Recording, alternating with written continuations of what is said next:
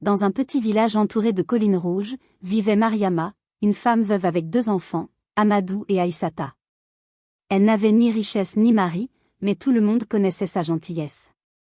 Chaque matin, avant le lever du soleil, elle préparait des beignets et de la bouillie de mil qu'elle vendait au marché pour nourrir sa famille. Mariama vivait simplement. Sa maison était faite d'argile, son toit de paille, et son sourire éclairait même les journées les plus sombres. Malgré la pauvreté, elle avait une habitude que beaucoup trouvaient étrange, astérisque, elle mettait toujours de côté une part de sa nourriture pour « celui qui n'a rien ». Même quand elle n'avait presque rien, elle partageait. Un jour, sa voisine, Fatou, se moqua d'elle. « Mariama, tu donnes trop. Tu resteras pauvre toute ta vie. » Mariama répondit calmement. Ce que la main donne avec le cœur, le ciel le rend toujours d'une autre façon. Cette phrase, elle la répétait souvent. Pour elle, aider les autres était une façon de remercier Dieu pour la vie. Mais les temps étaient durs. La pluie se faisait rare, les récoltes diminuaient, et parfois, Mariama allait se coucher sans manger. Pourtant, jamais elle ne se plaignait. Elle gardait foi et espérance. Ce cœur pur allait bientôt être mis à l'épreuve. Car le destin s'apprêtait à frapper à sa porte sous une forme qu'elle ne pouvait pas imaginer. Ce soir-là, le marché du village se vidait lentement. Le soleil descendait derrière les collines, et Mariama comptait les quelques pièces qu'elle avait gagnées. Elle n'avait vendu que la moitié de ses beignets. Fatiguée, elle décida de rentrer avant la tombée de la nuit. Soudain, elle aperçut un vieil homme en haillons, assis à l'ombre d'un grand arbre. Il semblait très faible. Ses vêtements étaient déchirés, ses pieds nus, et ses yeux brillaient d'une fatigue profonde. Il leva doucement la tête et dit d'une voix tremblante. « Ma fille, as-tu un peu de quoi calmer ma faim ?» Mariama regarda dans son panier. Il ne restait qu'un seul beignet et un fond de bouillie qu'elle voulait garder pour ses enfants. Son cœur se serra. Elle hésita quelques secondes. Puis, sans réfléchir davantage, elle posa le panier à terre et tendit le beignet au vieil homme. « Mange, père. Que Dieu me donne la force de recommencer demain. » Le vieillard prit la nourriture, la bénit, puis la mangea lentement. Avant de partir, il leva les yeux vers le ciel et murmura. « Que ton cœur soit toujours rempli comme ta main aujourd'hui. » Mariama ne comprit pas le sens de ces mots. Quand elle se retourna, le vieil homme avait disparu dans la brume du soir. Elle pensa qu'il était parti vers un autre village. Mais ce geste simple allait changer sa vie pour toujours. Cette nuit-là, Mariama ne trouva pas le sommeil. La faim tirait sur son ventre, et ses enfants dormaient blottis contre elle. Elle ferma les yeux et pria doucement. « Seigneur, donne-moi la force de continuer à faire le bien, même quand c'est difficile. » Vers minuit, elle fit un rêve étrange. Le même vieillard apparut, mais cette fois, il n'était plus pauvre. Il portait un grand astérisque boubou blanc éclatant astérisque et un bâton doré. Autour de lui brillait une lumière douce. Sa voix était calme et puissante.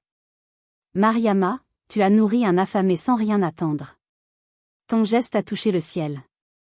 Demain, le vent du nord t'apportera la bénédiction que tu mérites. » Mariama voulut lui parler, mais la lumière devint si forte qu'elle dut fermer les yeux. Quand elle les rouvrit, le vieil homme avait disparu.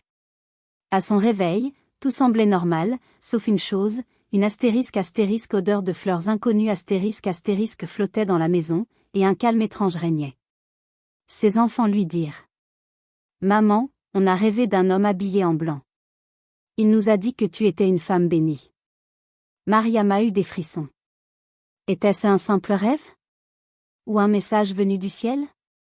Elle ne savait pas encore que le lendemain matin, sa vie allait changer pour toujours astérisque. Au lever du soleil, Mariama se rendit à son petit champ derrière la maison. La veille encore, la terre était sèche, craquelée, presque morte. Mais ce matin-là, elle resta bouche bée, le champ était devenu vert, Des plants de mil forts et dorés s'étendaient à perte de vue, prêts à être récoltés. Elle tomba à genoux, les larmes aux yeux. Les voisins accoururent en entendant ses cris de joie. Fatou, sa voisine, n'en croyait pas ses yeux. Ce n'est pas possible. Hier encore, la terre était vide. Le chef du village arriva, accompagné du vieux griot. Après avoir observé le champ, le griot dit: Celui qui nourrit un affamé nourrit parfois un envoyé du ciel. Mariama a donné avec le cœur, et le ciel lui a rendu au centuple.